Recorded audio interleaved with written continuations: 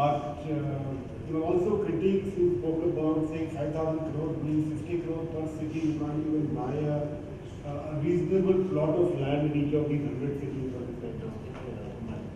So, how do you think is financing of this big, great initiative, these plans? But we haven't really heard ever since the initial announcements and after the budget, although the discussion paper gave out some budgetary estimates on that as to, and the fact, yes, it's been said that it will have to be done in a public-private partnership more. But beyond that, what's the kind of money the ministry is expecting this will take, and where do you see this money coming from? Nothing will happen without the money. Before he said that, I must thank, because I have to attend some other meeting. I must thank you, and I must thank the ETEdge forum for inviting me and giving me a platform to share our views. Thank you, sir, for your voice. Thank you. For your voice.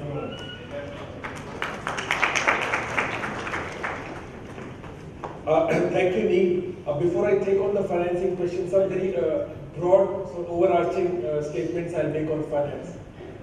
Our experience with the JNN, the earlier flagship program, we had allocated 50,000 crores over 5 years for it. Our experience with financing urban infrastructure has been that finance is not the binding constraint, it is the capacities. So we would run after the municipalities and cities, you please take this 50% of the project grant from us and go ahead and do it. But the municipalities and the states did not just have the capacities to come up with a good detailed project report and answer the questions of our technical arms and things. So one important thing to realize, at the macro level, the physical availability of finance was not the binding constraint, and even now I would like to argue it is the capacities at the municipal and state level which is the binding constraint. Secondly, another quick example, typical bureaucratic. When Atal Bihari Vajpayee had this notion of let's build this National Highway Development Authority, these 4 roads going this way and that. Suddenly one day he just announced, I'm going to do it. So typical bureaucrats like me in the planning commission and finance would say, but sir, where are the resources? Where are the finances? He said, forget the finances. Finances will come. So he just called the name of the minister, I think he's ex-army man, he called him, Mr. Kanduri, this is my project, go ahead and do it. And lo and behold, so stress was put on petrol, some stress was put on this, and finances were never a constraint. So those are the 2 overarching remarks I leave for you to consider before. Okay. Now, what is the government thinking about financing? Any question on financing urban infrastructure, the planning commission will tell you we are aspiring for 40 to 50% of finance will come from the private sector. In the 11th plan, about 33% of finances came from the private sector. Now, what is the ministry doing about it? That figure in the budget is not on. That 7,000 or whatever crores was given. That is just forget it. It's you're jumping through the hoops in finance in ministry. That figure doesn't matter. That money was actually for giving money to the sanctioned projects which had already been sanctioned in the earlier mission. So that figure of 5,000, 7,000 crores doesn't hold. That is just a notional thing.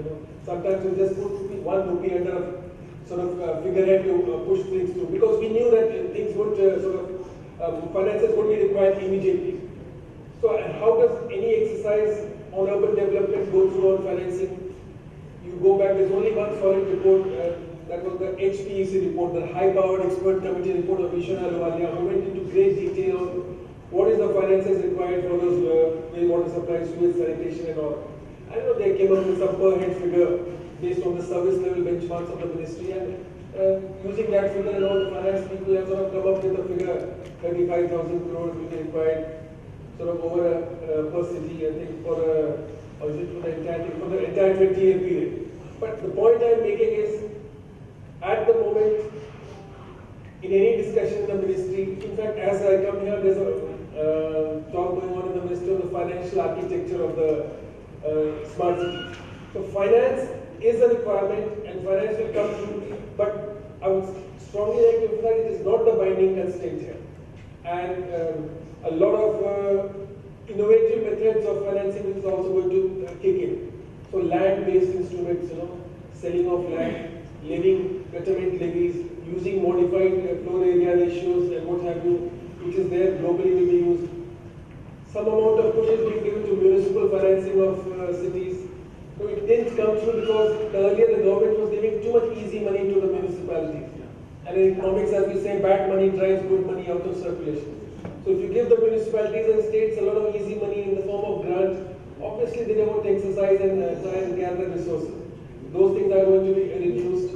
And of course, the central government stands very strongly behind the smart city. It is our flagship program. So money is not going to be the issue. As our secretary always says, money is not the issue. It's the implementing and things. And originally, the plan is everything is going to be offered to the private sector.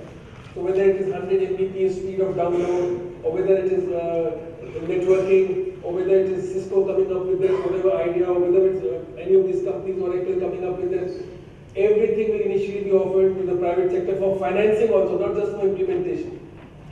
But that's a slightly naive at times thing, and that's a bit ambitious. But our ministry very firmly sort of says initially we'll try and push as much of financing onto the private sector. If that doesn't work, then you come to the second tier of public-private, public-private sort of partnership with the contracts and what have you, and service the KPIs and all set in. And if that doesn't come through, only then will the government go in for that Purana Zamane ka provision of infrastructure. So that is where the things stand at the moment, and right now it's a work in progress. As I told you, even now there's a presentation going on in the urban development, where all, I think that there's a gentleman from Jan is there. He's also colleagues from, all the sort of analytical firms. So there's McKinsey, there's KPMG, there's Ernst & Young, and there's